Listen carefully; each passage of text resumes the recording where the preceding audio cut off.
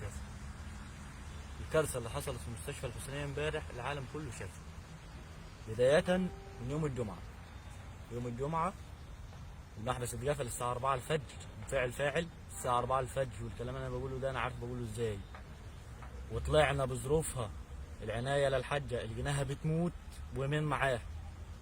نزلت من العنايه جري، جبنا الموظف المسؤول او الشخص المسؤول عن المحبس، قومناه تقويم كده وشيل بمشاكل عشان يفتح لنا المحبس. لقينا المحبس الضغط وكل شيء بتكلم عنه متصور، كل شيء بتكلم عنه دلوقتي انا مصوره. المحبس كان الضغط 5% اللي هو المفروض يكون 10%.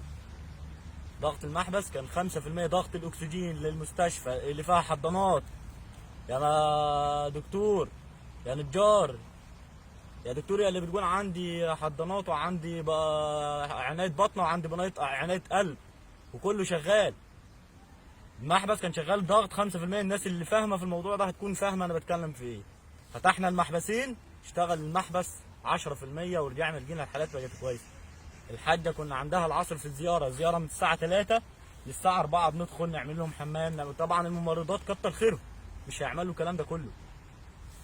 الساعه دي الحاجه كانت الاكسجين 95 وكان بتقول طلعوني بره، طلعوني عايز اروح.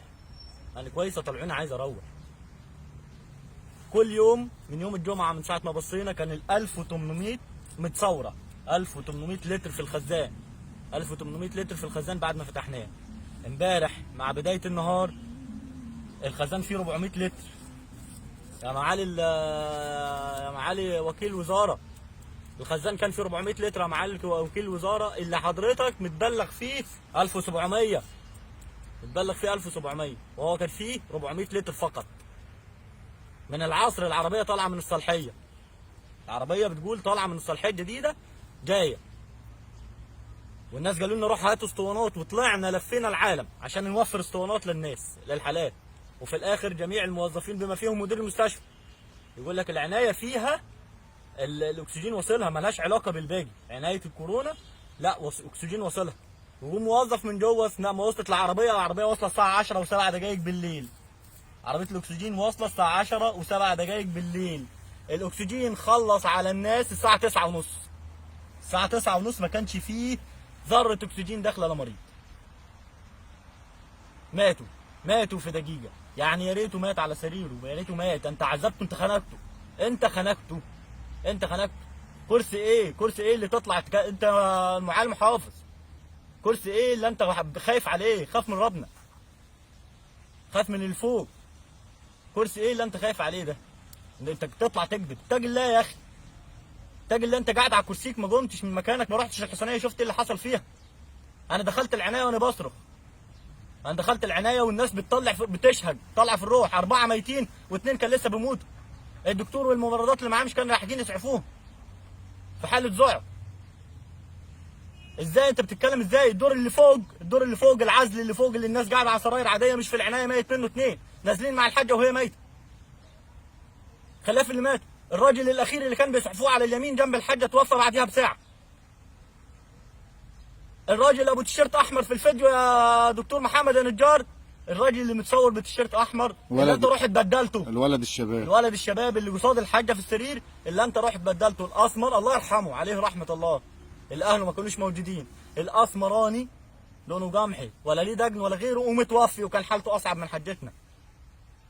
نحتسبه عند الله شهيد، لكن حسبي الله ونعم الوكيل انك تغيره وتروح تجيب لي واحد ابيض تصوره في الفيديو وتصور العنايه وتنزل جثه ترميها تحت. الجثث ترميها تحت. مفيش واحد خد جثه متغسله في المغسله. الجثث كلها تهديهم في بطانيه وارمي. ولما قفلتوا المحبس يوم الجمعه في 2 ماتوا ومصورهم، واهاليهم شايلينهم بعانوا قدام باب العزل فوق ال 36 بني ادم اللي انتوا بتتكلم عليهم بيموتوا. ده غير اللي في السراير جوه، اللي بيدخل العنايه بيطلع كل يوم 7 8 ميتين، مفيش واحد منهم بيخش تلف كيس. الناس بتدفن بمعرفتها وبتغسل بمعرفتها. جبتوا الوباء للبلد. اكسجين ايه؟ العربيه تقول لك انا في الصالحيه من العصر تخليني راجع اسطوانه الاكسجين وتقول لي العربيه عدد سعودي اللي بينها وبين الحسينيه كيلو. الساعه 9 ارجع اسطوانه الاكسجين تاني اللي جايبها من فوق مريض. يعني استاذنت مريض عشان حالتها صعبه، استاذنت مريض اخدها اخلي الحاجه تتنفس شويه على ما تضخ اكسجين. تقوم تضخ اكسجين وواحد يطلع من جوه يقول لك اصل في 28 انبوبه شغاله حاليا. 28 انبوبه ايه؟ ما فيش ولا بني ادم فيهم بتنفس. 28 الله اعلم شغاله على ايه. يمكن شغاله على العنايه بتاع الاطفال، يمكن شغاله في الحضانه، يمكن شغاله في عنايه القلب. المبنى ده مكان محبسه مقفول، ما فيش حاجه واصلاه. مبنى العزل بالكامل فوق وتحت. انا طلعت مبنى العزل بثلاث ادوار. الناس كانت بتصرخ، الناس كانت تصرخ، الناس كانت بتطلع في الروح، الناس عينيها ابيضت بتطلع في الروح. الموقف اللي حصل يوم السبت، الموقف اللي حصل يوم السبت اللي مش امبارح اللي زيه. ما انت بايت من عندك 6 برضه نفس الموضوع، برضه عطل اكسجين. هتتسأل على ده كله. خايف على كرسيك؟ حسبي الله ونعم الوكيل. كل حاجه متصوره، كل حاجه حصلت وكل كلمه انا قلتها من لساني انا مصورها. كل شيء متصور، مصور الخزان، مصور العداد. يا اخي ده انا كنت بنضف لك، بننضف التلج بايدينا. احنا بننضف لك التلج بايدينا عشان المواسير تاخد وتدي اكسجين زي الناس.